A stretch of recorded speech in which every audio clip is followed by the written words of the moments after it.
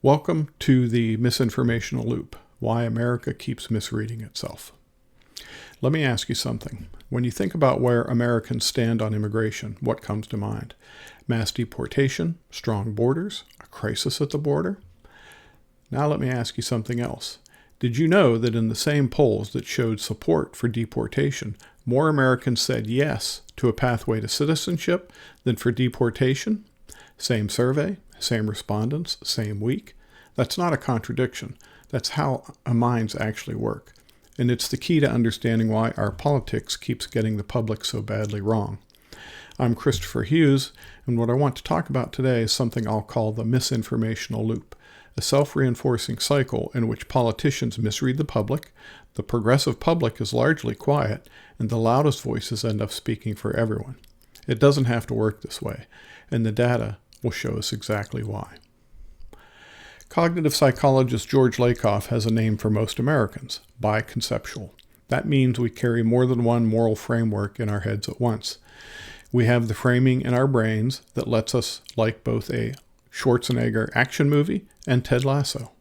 Researcher and strategist Anat Shenker-Osorio calls them the good point people. Here's how she describes them. You ask them, immigrants contribute to our culture and community. 65-70% say yes. Immigrants create a drain on our resources. Same percentage say yes. Good point, but also good point. These aren't confused people. They're not necessarily uninformed. They're holding two genuine frames simultaneously in their brains, and whichever one gets activated, repeated, and made socially visible is the one that shapes their political behavior.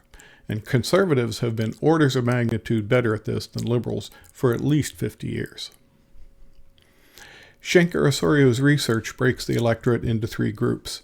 20% or so are diehard progressives, another 20% or so are diehard conservatives, and the rest, the vast middle, are these biconceptual or good point voters. They don't have fixed positions on all questions. They have activated and dormant frames, and the side that keeps making its case is the side that wins. So what happens when one side stops making its case?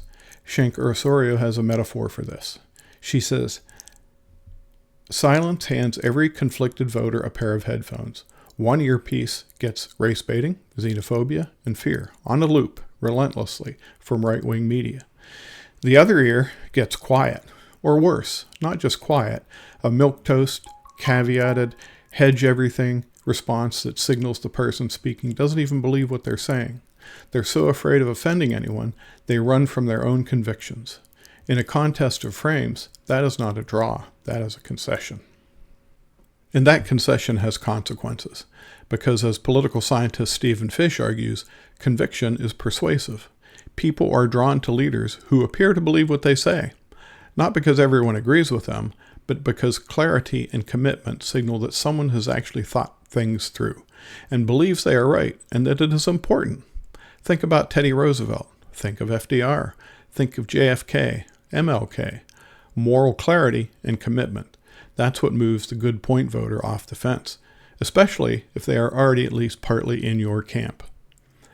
Let's look at immigration, because this is where the gap between political perception and public reality is most dramatic.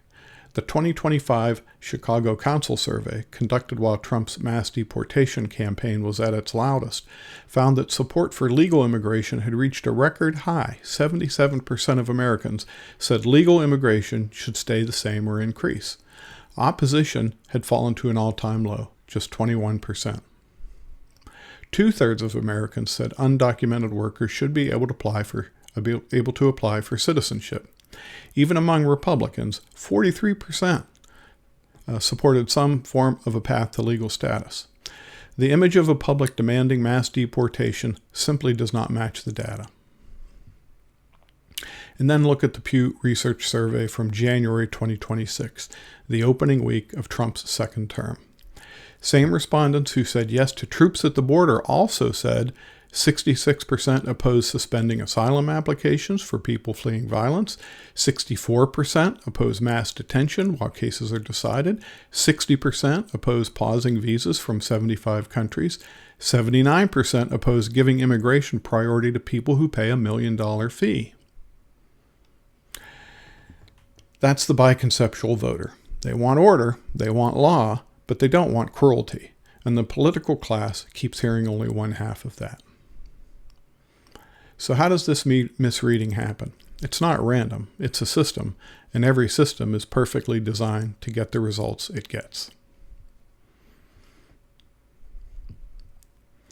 Researchers Hertel-Fernandez, Mildenberger, and Stokes found that congressional staffers systematically and significantly overestimate how conservative their districts are. These are the people who decide what sounds risky, what gets flagged for the member, what gets quietly dropped. If the starting assumption is wrong, if the staffer thinks the district is more conservative than it actually is, then every recommendation that follows is skewed in that direction. Before the politician even evaluates an issue, the input is distorted.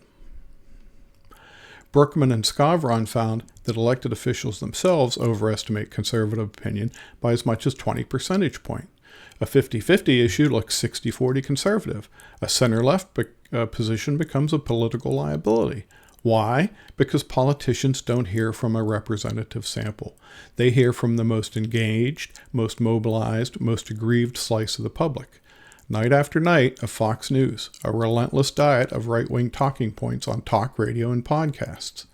A vocal minority becomes a surrogate for the whole.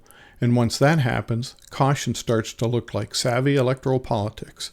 Retreat gets called the middle ground. Capitulation gets called centrism.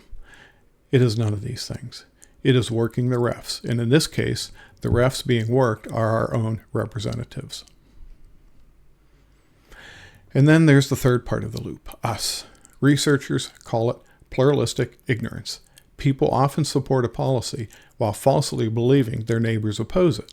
And that false belief keeps them quiet, keeps them from going to the meeting, writing the letter, making the call, having the conversation. The loudest voters win not because they're numerically dominant. They win because they make their presence known, forcefully. So how can we break it?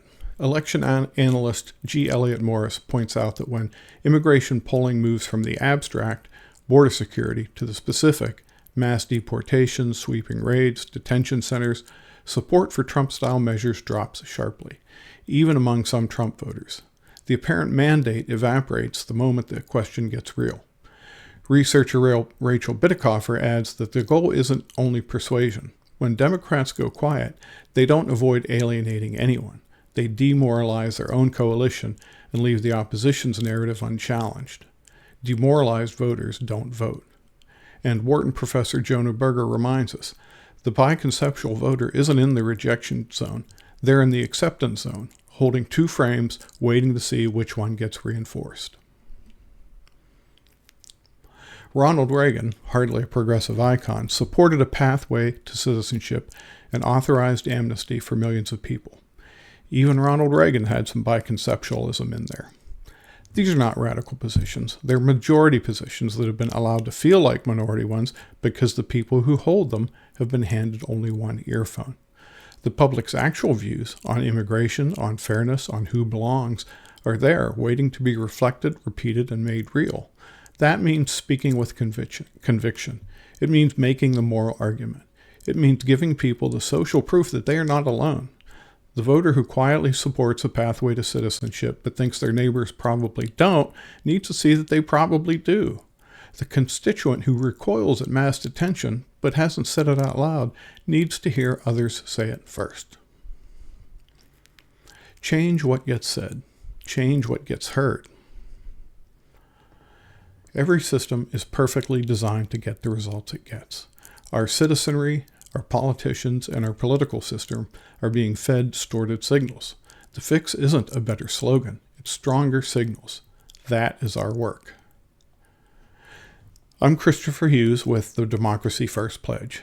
The Democracy First Pledge is the way we get candidates to pay attention to what nearly everyone wants: big money out of politics. I'll put a link in the description for more on this. But if this video resonated with you, share it with someone who needs to hear it. Thanks for watching.